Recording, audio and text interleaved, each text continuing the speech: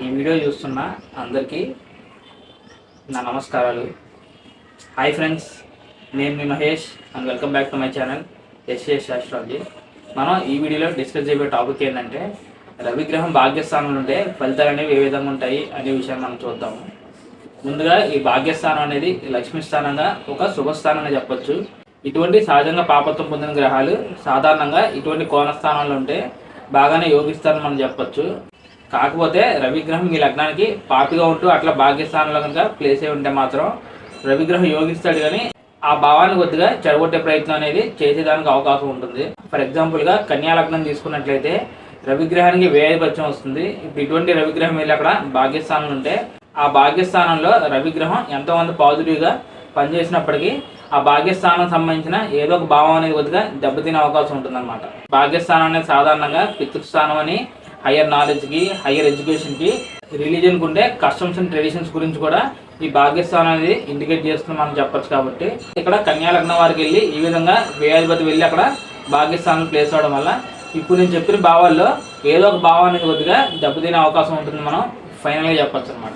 And అలాగే మనం తులా లగ్నం తీసుకున్నా కూడా తులా లగ్నం అనేది చర లగ్నం కిందకు వస్తుంది. సో ఇటువంటి చల్లగ్నాలన్నిటికీ లాభాధిపతి ఏమవుతాడంటే బాధకాధిపతి అవుతాడు. సో దాన్ని బట్టి రవిగ్రహం బాధకాధిపతి అక్కడ 9వ స్థానంలో ప్లేస్ అవడం వల్ల నేను ఇందాక చెప్పిన విధంగానే అక్కడ రవిగ్రహం ఎంతో కొంత ఇబ్బంది పెట్టేదానికి అవకాశం ఉంటుంది మనం ఫైనల్గా చెప్పచ్చు అన్నమాట.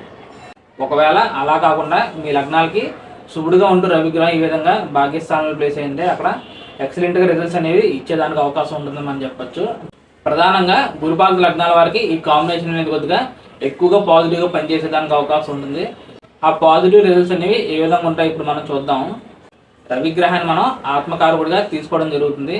ఇప్పుడు ఇటువంటి ఆత్మకారకుడు వెళ్ళి స్వయంగా అక్కడ భాగ్యస్థానంలో ఉండడం వల్ల ఈ పర్సన్స్ అనే వాళ్ళకి ఆటోమేటిక్గా హయ్యర్ అండ్ డివైన్ నాలెడ్జ్ వైపు అవ్వచ్చు, లేకపోతే హయ్యర్ ఎడ్యుకేషన్ వైపు అవ్వచ్చు. ఆటోమేటిక్గా ఈ పర్సన్స్ అనే వాళ్ళకి ఇంట్రెస్ట్ అనేది క్రియేట్ అయ్యేదానికి అవకాశం ఉంటుందన్నమాట.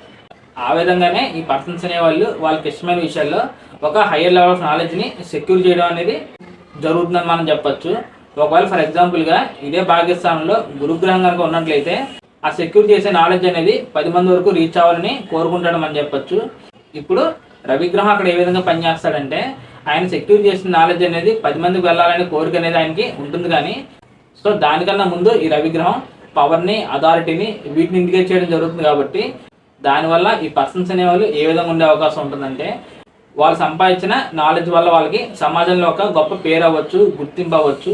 ఇవి రావాలని వాళ్ళు ప్రథమంగా కోరుకునే ఉద్దేశం కలిగి ఉంటారని మనం చెప్పచ్చు అనమాట.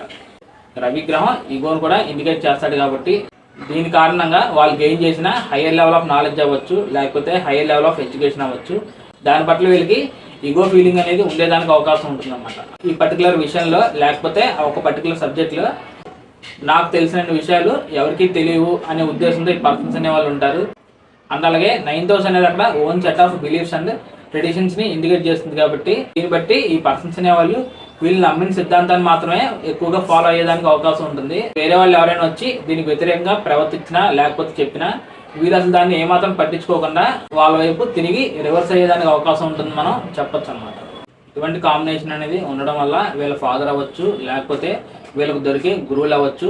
ఈ విధంగానే వాళ్ళకి ఓన్గా ఒక high and discipline, rules and beliefs అనేవి వాళ్ళకి ఉండేదానికి అవకాశం ఉంటుంది మనం చెప్పచ్చు.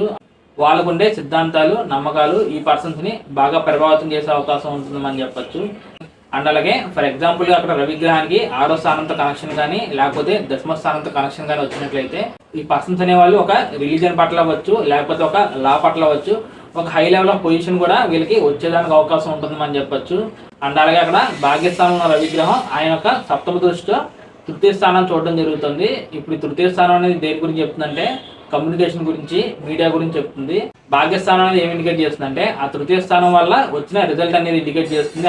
కొన్ని బుక్స్ని పబ్లిష్ చేసి నాలెడ్జ్ని స్ప్రెడ్ చేయడం, వీటి గురించి అక్కడ 9వ స్థానం అనేది ఇండికేట్ చేస్తుంది. కాబట్టి ఈ పర్సన్స్ అనేవాళ్ళు వాళ్ళు ఓన్గా బుక్స్ రాసి పబ్లిష్ చేసేదానికి కూడా అవకాశం ఉంటుంది మనం చెప్పచ్చు. ఈ భాగ్యస్థానం అనేది లాంగ్ జర్నీస్ గురించి, తీర్థయాత్రల గురించి కూడా ఇండికేట్ చేయడం జరుగుతుంది. కాబట్టి దానివల్ల వీళ్ళు చేసే తీర్థయాత్రలు అవ్వచ్చు, లేకపోతే లాంగ్ డిస్టెన్స్ జర్నీస్ అవ్వచ్చు, దాని నుంచి వీళ్ళు ఎంతో కొంత నేర్చుకోవడం అనేది ఖచ్చితంగా జరుగుతుందని మనం ఫైనల్గా చెప్పచ్చు అనమాట. సో ఫైనల్గా ఇది ఫ్రెండ్స్ నా వీడియో. రవిగ్రహం భాగ్యస్థానం ఉంటే ఫలితాలు అనేవి ఏ విధంగా ఉంటాయి అనే విషయం గురించి. ఈ వీడియోనే మీకు బాగా అర్థమైందని అనుకుంటున్నాను. ఈ వీడియో మీకు బాగా యూజ్ అవుతుందని నేను భావిస్తున్నాను. నా సైడ్ నుంచి చిన్న రిక్వెస్ట్ ఏంటంటే, ఇప్పటిదాకా ఈ వీడియో ఎవరైనా ఫస్ట్ టైం కనుక చూస్తున్నా, లేకపోతే నా ఛానల్ని ఫస్ట్ టైం చూస్తున్నా, ఈ వీడియో కనుక మీకు నచ్చినట్లయితే తప్పకుండా దీన్ని లైక్ చేసి నా ఛానల్ సబ్స్క్రైబ్ చేసి నాకు సపోర్ట్ చేస్తారని నేను ఆశిస్తున్నాను. So thank you friends, thank you for watching my video and thank you so much for your time. మీలో ఎవరికైనా రవిగ్రహం ఇదే విధంగా 9వ స్థానంలో ప్లేస్ అయి ఉంటే ఏ విధంగా ఫలితాలు ఇచ్చాడు అనే విషయాన్ని కామెంట్ చేయడానికి ప్రయత్నం చేయండి. మీరు ఆ విధంగా చేయడం వల్ల అది అందరికీ యూజ్ అయ్యే అవకాశం ఉంటుంది. మీలో ఎవరికైనా పర్సనల్గా కనుక కన్సల్టేషన్ తీసుకోవాలని ఉద్దేశం ఉంటే స్క్రీన్ మీద కనిపిస్తున్న నెంబర్కి వాట్సాప్ కాల్ చేయడానికి ప్రయత్నం చేయండి.